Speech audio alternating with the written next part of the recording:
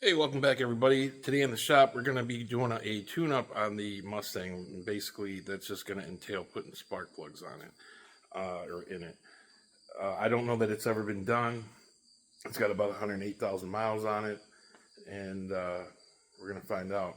I don't know if this is going to be a big chore or nothing. I know that the back passenger side one is supposed to be the hard one to get to, but we're going to find out. So we're going to get to it. So the spark plugs I'm going with are the NGK. These are 6510. And then there's your regular, the other big part number. But 6510 doesn't say that on the box. It does say it on the box, but that's what we're going to go with. I'm just going to check the gap to see that they're between 40 and 45 thousandths. So far, I just checked one, and they were within that range. So I have, like, this is 40. It kind of goes through fairly easy, but this won't even come close. And I did use, I'm going to say they're around 42. They're between 42 and 44, I believe. But I'm just going to make sure that they all are there, and then we'll get these put in. All right, for starters, I have this big cover that pops on. These caps pop out, and there's 10 millimeter nuts underneath, but I'm not using those because it snaps in anyway, and it is not coming off. It takes quite a bit of force to get it off. So I'm going to take obviously the big cover off, and we're going to just take the strut tower brace off. It's two 15 millimeter nuts on each side. If it's 100% necessary, I don't think so, but I think it's, for the amount of time it takes, it's probably just worth removing it. I should also note that in reality, you can't get this cover off without taking this brace off anyway. So just kind of got to do it.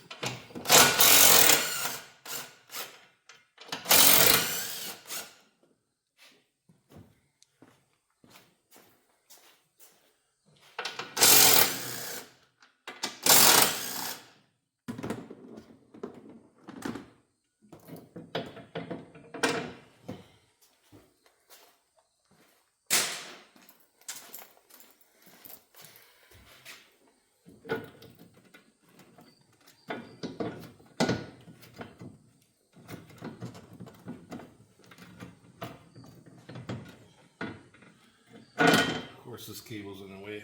I'll have to move that. So I found it best before I break something, I just took the positive cable off in order to just easily lift this brace out of the way. And then this just pops up.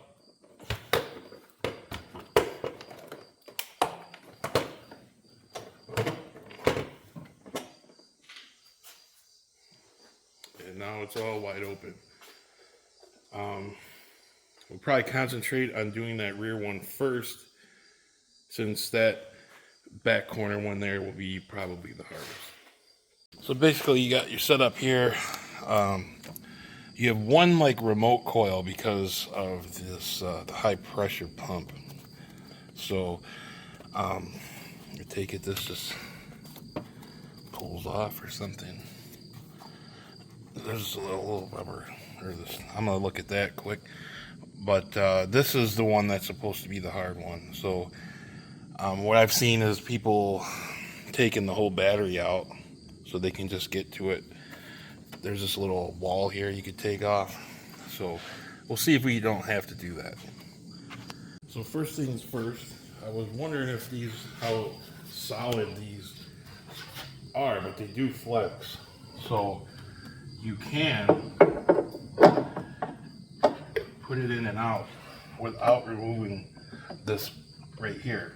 So you just take your 8 millimeter bolt out and this will slide out. So now I'm just going to get the arrangement of extensions to get in that hole to get that rear plug out. Alright, so To get in that back hole, the big secret is going to be you're going to use a wobble socket or a universal 2-3 inch extensions. You could assemble it one at a time, but it gets right down in there.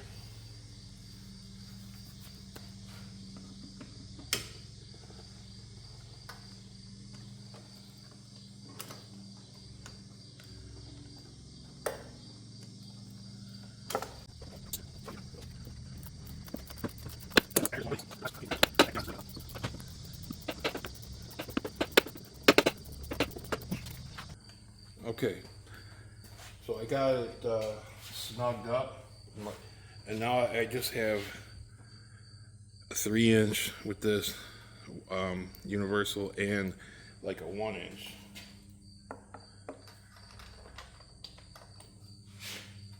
I'm on the and I'm using a regular socket, so it doesn't get stuck on there.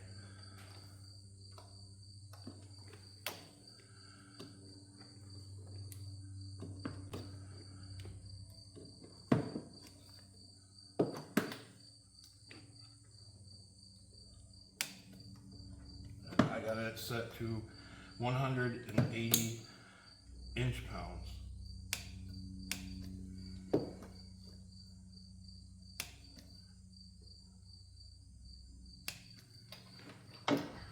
And that's it for the rear one. And the next one up is the one with the remote coil. That looks like a straight shot. So that's typically the worst of them.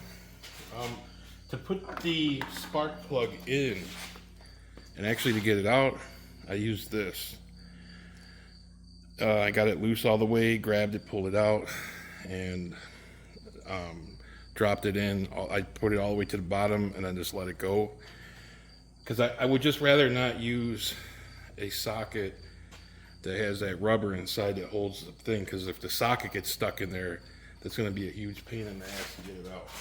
So at this point, I could put this coil back on and move on to the next one. Now I am on the third one back.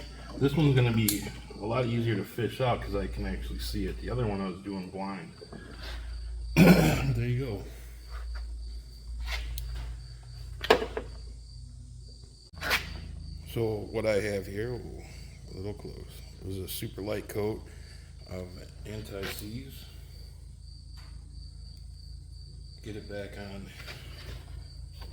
this thing here, just slowly lower it in there.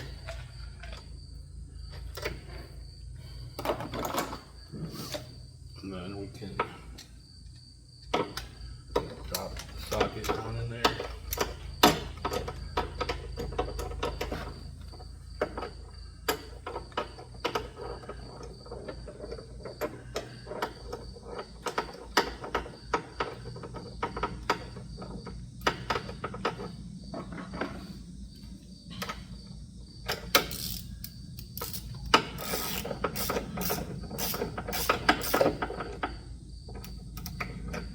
Until it's snug, and then we'll get the torque wrench on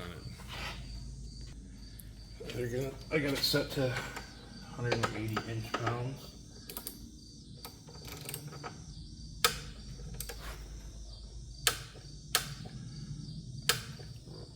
Doesn't seem like a lot, but that's what it is.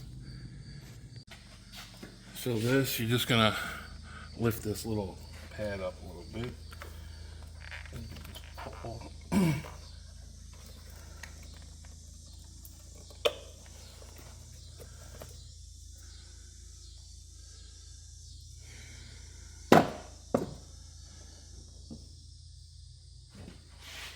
And then we're ready to take that out.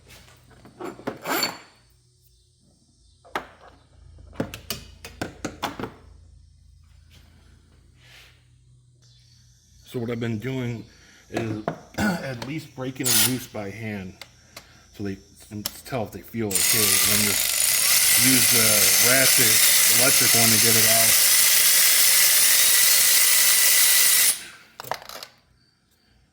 That almost could have sucked.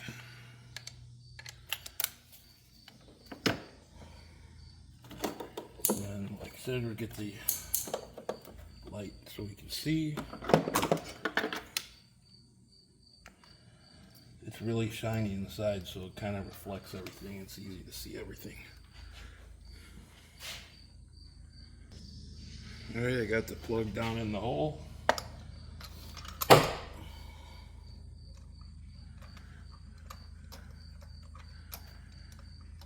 Now I found if I use the electric on this, it tends to torque it down way more than you would think it's going to, even if you're doing it lightly. So I just recommend putting them back in by hand.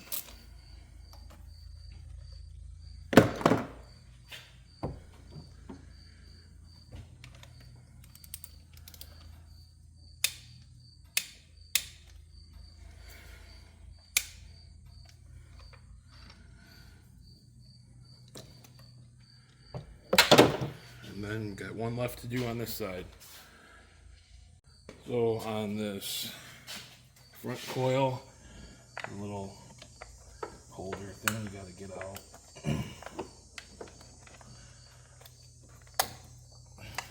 So you can pull it up.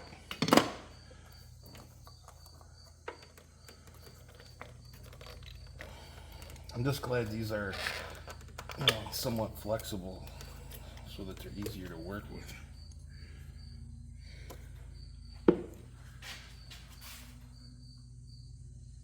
Here's the idea of what you can see in that hole. So you totally, plain as day, see that spark plug. And I'm going to try this with one hand. Got it. It's as simple as that, guys. The front two, I'm kind of going to skip a little bit. I'm doing them, but I mean, there's not much to this. This one's wide open. I just pulled this out. You lift up on this green tab and it pops out, because when it's in, it kind of blocks that coil from coming out. So these two are going to be wide open, easy to get to. I'm not saying that those are going to be hard, but they're not as open as these. So I'm going to change these two and we'll get to the rear two. Also, real quick, I am putting a little bit of grease inside the end of the coil before I put them in. So the front two are done plug wise.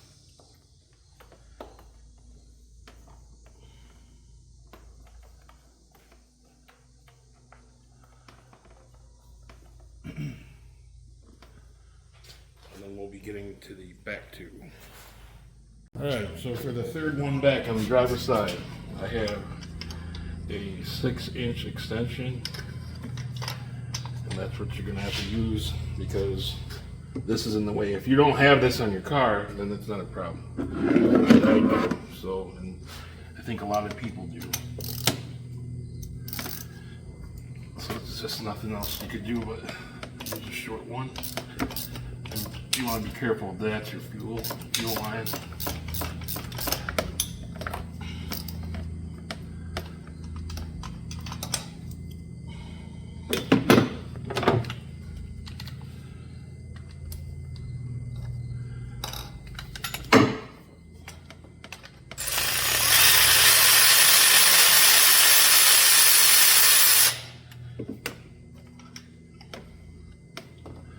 Now we just gotta fish it out. Now this one will be a little bit harder because I can see this one. It's that back, the back one I'll be able to see too because there's no wall there. So it won't be bad actually.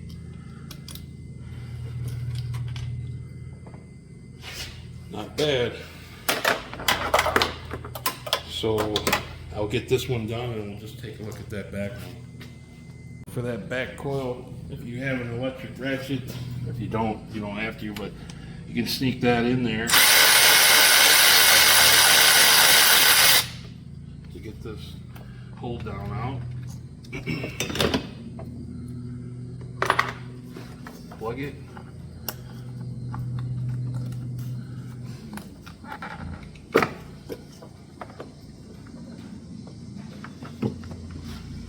And I can see a straight shot through here. So that's where the sockets, the extensions are going to go.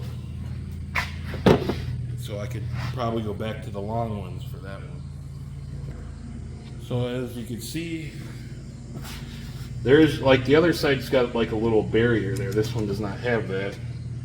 So it's a straight shot. And you can see everything. So this back one is actually about as easy as the front ones. So I would say on the driver's side, the worst one, and it's not even that bad, it is the third one back. But still, it's really nice.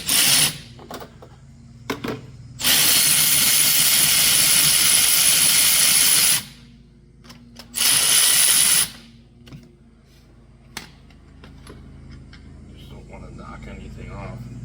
You have to try to go get it. So I see it's all the way out, so I can get my little grabber.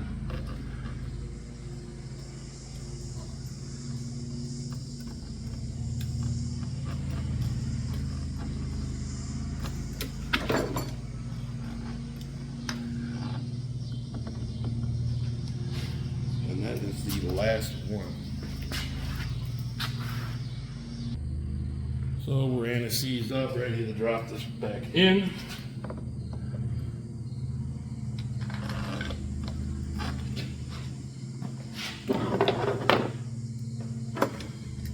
So far, this is nowhere near as bad as it was being made out to be.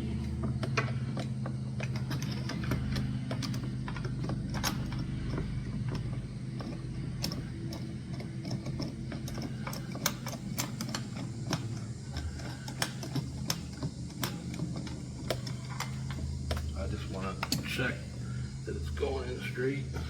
I think I like to pivot in the middle like it was. I feel better about it. It's a little looser, but feel.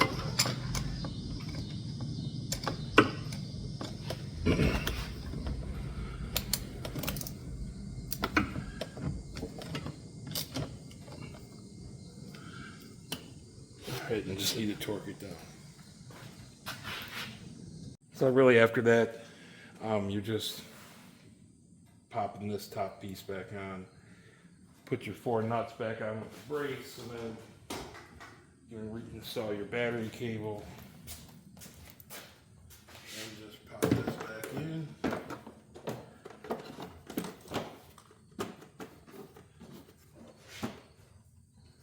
And that's that. So it's all done. Give it a start.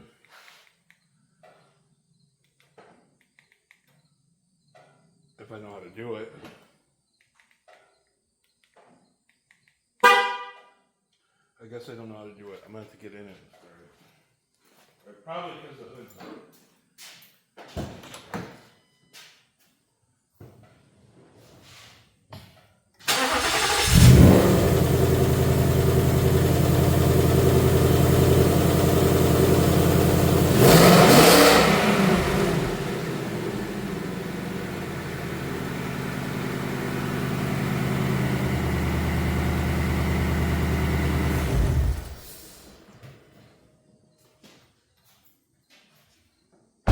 Seems pretty responsive. The other gap on the other spark plugs was about 20 thousandths more than this one. I believe these to be the absolute original plugs that came with it. They all are about 60 thousandths or 61, and the ones I put in there, they're set at 43, 44. So that's quite a bit different. So especially running on E85, we'll see, and with a little bit different timing. But yeah, these are not focusing. Anyway, these look pretty old. So with 108,000 miles on these spark plugs, I'm anticipating that there is an improvement of performance with the draggy. I expect to see maybe more speed as far as at the end of the quarter mile. It should be a little higher. That will tell me I got some power back. I'm not anticipating any ET change because I'm still working on getting the car hooked up after putting in that Circle D, because it's totally changed the whole feel of this car. And it does not hook up like it did before with the stock converter. So even with the 355 gears, it's just, we got to, you know, do some work. I didn't have to do a burnout before. Now I do. So, and I'm testing it out on back roads. So we need to go to the track and get this thing hooked up. But anyway, yeah, that job, totally doable with basic hand tools. That back one, you do not need to disassemble a bunch of stuff. Um, as you saw, it's just a little bit different extensions will get you in there, but the rest are pretty much the same. You could use the same for almost, except for the other side. But that's still, that back corner is the hardest one. So please hit that like and subscribe button, and we will catch you on the next one.